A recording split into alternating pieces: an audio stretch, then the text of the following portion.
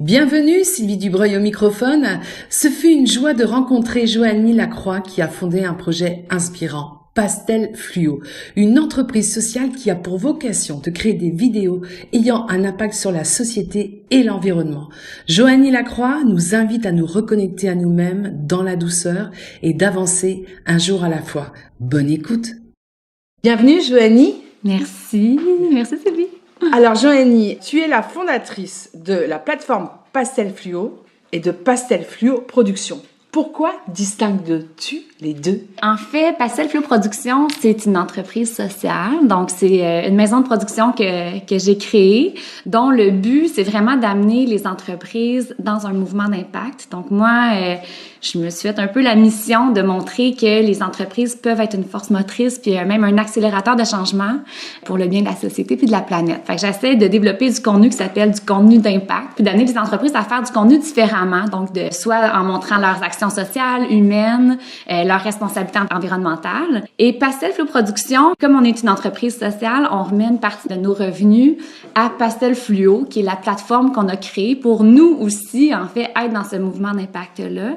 Donc, on crée des documentaires qui sont vraiment des documentaires à impact social, environnemental, où on suit des gens qui nous inspirent à vivre avec plus de conscience, autant au niveau humain, social, qu'au niveau de notre planète, en fait. Donc, c'est soit des gens aux histoires de vie inspirantes, des gens parfois qui ont eu des épreuves. Moi, c'est un peu mon histoire, donc qui se sont transformés puis qui ont amené à créer une vie différente, je te dirais, plus alignée avec leurs valeurs, ou encore des acteurs de changement qui sont vraiment en train de transformer notre monde. C'est ça. Moi, mon but, c'est vraiment de montrer une vision inspirante, positive de l'avenir pour mobiliser les gens à changer le monde. Mais on le sait que la planète va pas bien. On le sait qu'il y a beaucoup d'humains qui sont étourdis par la vie. Je me suis dit qu'une des meilleures façons de changer le monde, en fait, c'est de montrer le beau puis de montrer l'inspirant. Puis c'est ça qu'on fait avec Pastel Fluo.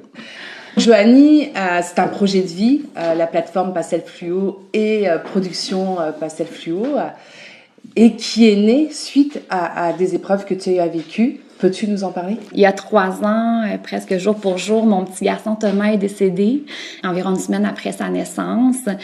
En fait, moi, j'étais productrice pendant 10 ans là, en publicité, en télé, puis j'aimais beaucoup mon métier, mais en même temps, intérieurement, c'est comme si j'avais un certain vide intérieur aussi, tu sais, de travailler aussi fort. En publicité, on travaille en plus à faire consommer les gens, donc plus ça allait, moins c'était aligné avec mes valeurs.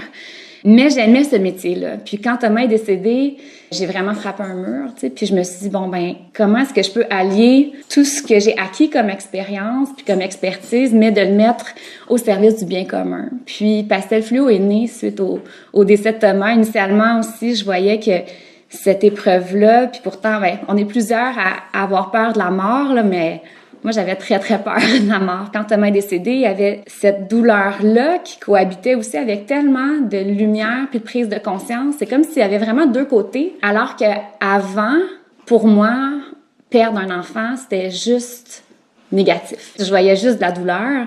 Et là, de le vivre peu à peu, les semaines qui ont suivi le deuil, je voyais, c'est ça, qu'il y avait des très belles choses qui émergeaient aussi quand je m'élevais au-dessus de cette douleur-là, au-dessus de l'incompréhension aussi.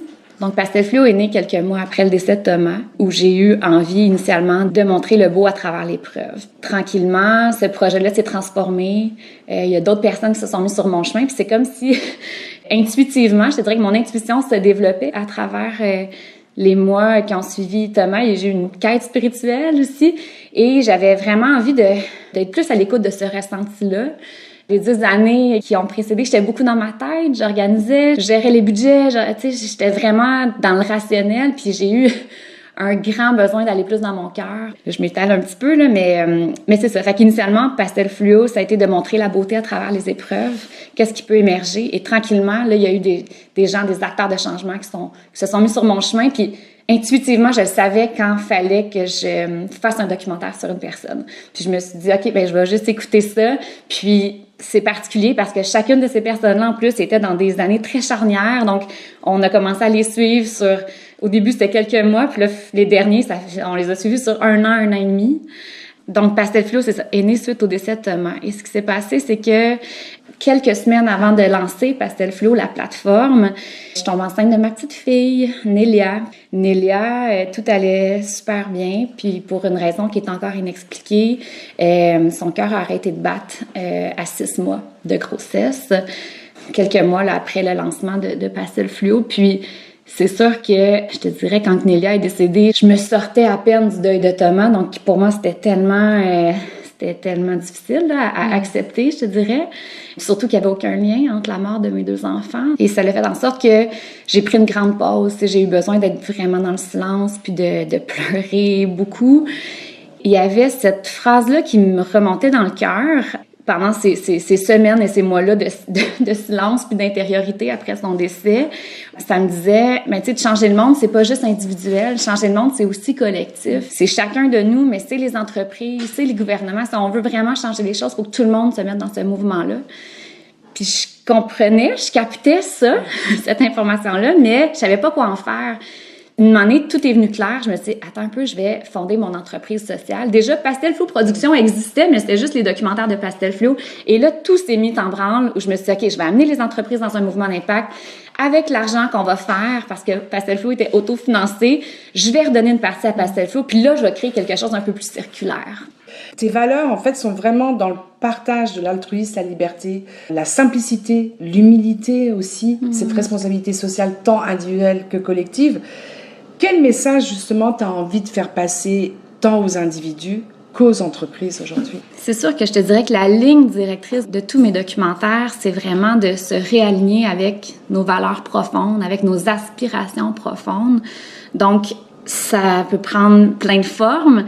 Par exemple, le dernier qu'on a sorti avec Marie-Hélène, c'était une fille qui a vécu dans la rue et que j'ai connue, moi, en production. Elle était productrice pendant un certain nombre d'années, puis finalement, elle a décidé d'aller faire ses cours en horticulture pour revenir un peu plus près de la terre. Elle a fondé sa compagnie qui est des produits naturels, SCOG, et elle nous amenait vraiment à consommer moins, mais consommer mieux, entre autres. Mais tu sais, son père est décédé dans cette année-là, donc on aborde plusieurs thèmes. Ça l'a amené aussi à se rapprocher de ses valeurs. Mais donc, elle, on parle beaucoup de la consommation responsable. Ceux qui s'en viennent, notre saison 2, c'est des gens qui nous amènent que les entreprises, justement, peuvent contribuer. Donc, par exemple, Lisa Fecteau, qui est la pionnière de l'entreprise libérée au Québec, elle était tannée d'avoir toute la responsabilité sur ses épaules parce que c'est difficile des fois pour les entrepreneurs qui réussissent parce que ils n'ont pas le droit à la souffrance, eux autres, tu sais. Puis c'est ce que je me rends compte, c'est qu'actuellement, dans le milieu des affaires, il y a beaucoup de pression sur le dos des dirigeants.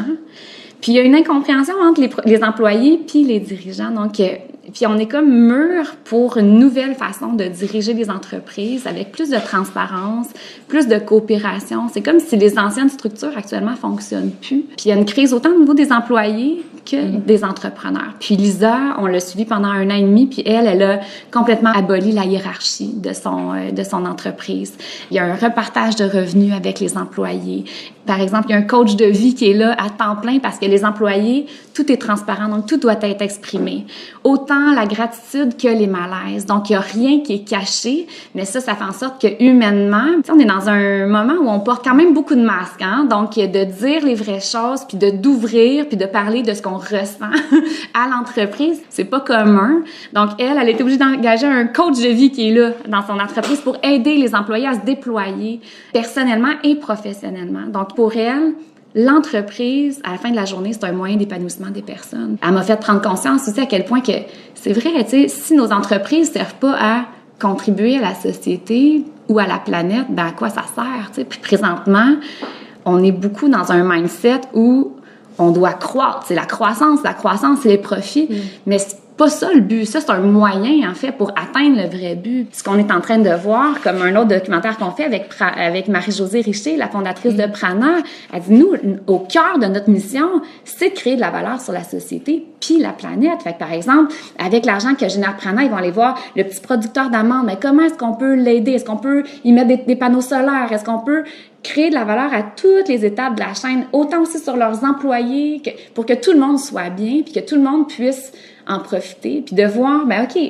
moi, là, avec mon entreprise, avec mes ressources, mes employés, mon produit, comment est-ce que je peux aussi contribuer à la société? Donc, est-ce que, je sais pas, moi, si j'ai un salon de coiffeur, est-ce que je peux dire que une journée par semaine, j'ai un employé qui s'en va dans les rues, couper les cheveux des itinérants, tu sais? Comment est-ce que chacun d'entre nous, chaque entreprise peut aussi contribuer positivement? Donc, c'est ça que j'essaie d'amener. C'est une conscience, en fait, c'est d'élever la conscience.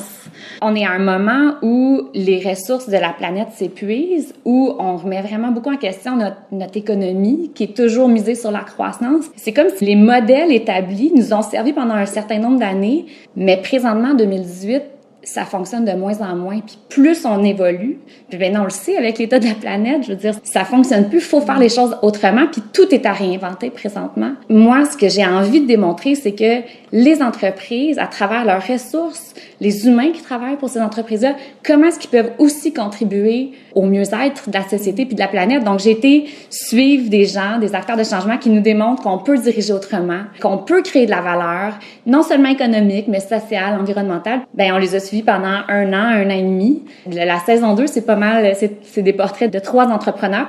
Mon 8e documentaire, c'est vraiment un portrait plus global de ce nouveau mouvement-là, de conscience. On appelle ça même du leadership conscient. On en entend de plus en plus parler.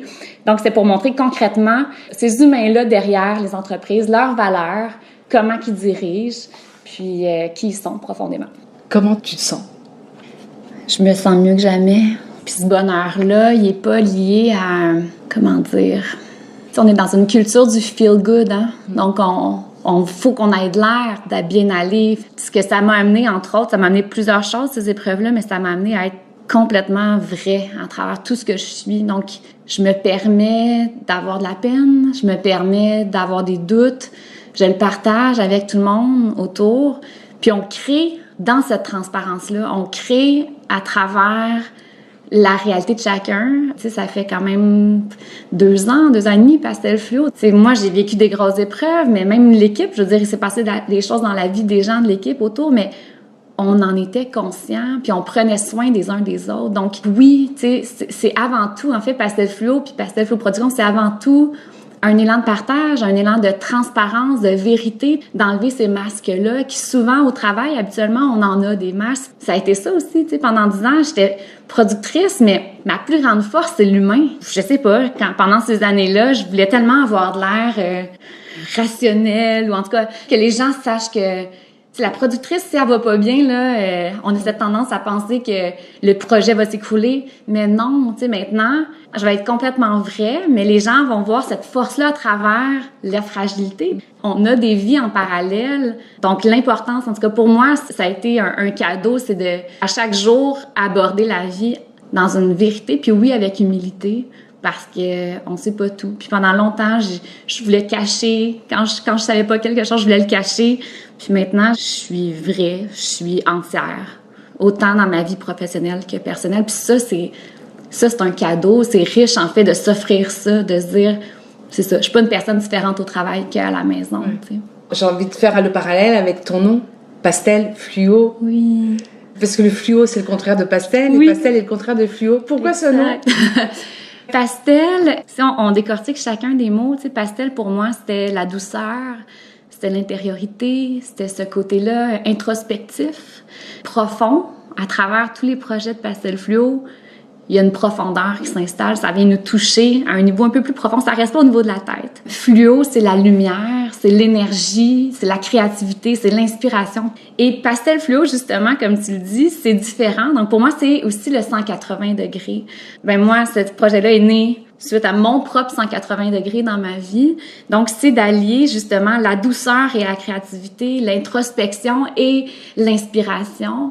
Pastel Fluo aussi, c'est des couleurs, hein? C'est lié aux couleurs. Puis j'ai cette conviction-là très profonde qu'on a chacun notre propre couleur. Puis que c'est cette unicité-là, puis cette différence-là qui vient enrichir l'humanité. Donc, pour moi, c'était aussi de faire un clin d'œil au fait que chacun de nous, si on contribue à partir de qui on est profondément, on va vraiment enrichir le monde dans lequel on vit.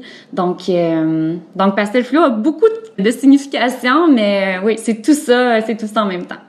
Joanie, si tu croisais la petite fille de 10 ans que tu étais, qu'est-ce que tu lui dirais aujourd'hui? Ah, ça m'émue parce que ce que je suis en train de faire aujourd'hui, c'est exactement le rêve de la petite fille de 10 ans. Puis j'ai avancé dans la vie en faisant pas confiance entièrement à qui j'étais, tu sais. Puis quand Thomas est décédé, je pouvais pas faire autre chose que revenir à moi-même. Donc ce que je lui dirais, c'est « My God, fais-toi confiance, tu sais. Fais-toi confiance, puis go, vis.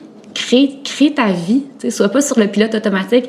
Confronte tes peurs, regarde qu'est-ce qui te garde en place, puis ose surpasser ça, puis juste créer, puis il n'y a pas d'échec, c'est ce que je dirais. » Merci beaucoup, Joanie. Bienvenue. À bientôt. Merci. Retrouvez Joanie Lacroix sur les réseaux sociaux, sa page Pastel Fluo, l'art de vivre en conscience, sur le web pastelfluo.com. C'était Sylvie Dubreuil au microphone. Prenez soin de vous. À bientôt.